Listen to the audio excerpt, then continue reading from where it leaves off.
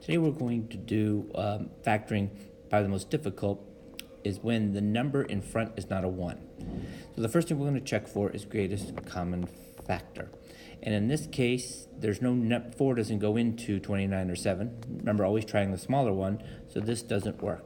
So now our next step is we're going to take the 7 and multiply by the 4, which gives us 28, similar to what we've done before, and what adds up to 29. So we're just taking the outside numbers and multiplying them to add up to 29. So what factors? Well, 28 and 1 will add up to 29. Once you have your factors, instead of just putting them as our answer, what we're going to do is actually divide them by the leading coefficient, that number 7.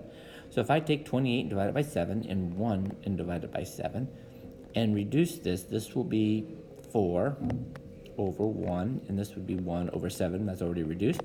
Then all we do is we're going to put our x value on the bottom, and we're going to make a factor by taking the x plus the top, and in this case it's 7x plus the top, and those are our two factors, which oftentimes we write it as 7x plus 1 and x plus 4. And if you were to multiply these out, you would get that answer.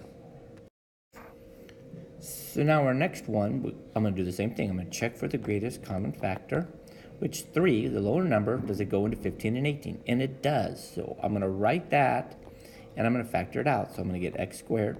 So I'm dividing. This is 5x, and then this one will be 6. By doing that, I now do not have a number other than 1 in front of the x squared. So I can now do my normal factoring. What two numbers multiply to give me 6 and add up to 5? And they happen to be 3 and 2.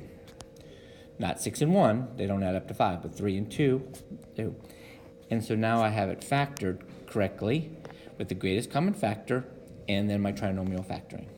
So now we're going to do a problem that probably will end up prime. That means there are no numbers that work. So I have a 4 and a 5. So if I multiply them, I get 20. And I'm looking for numbers to give me a negative 3. Well, all the numbers, we have 20 and 1. We have 2 and 10. We have 4 and 5.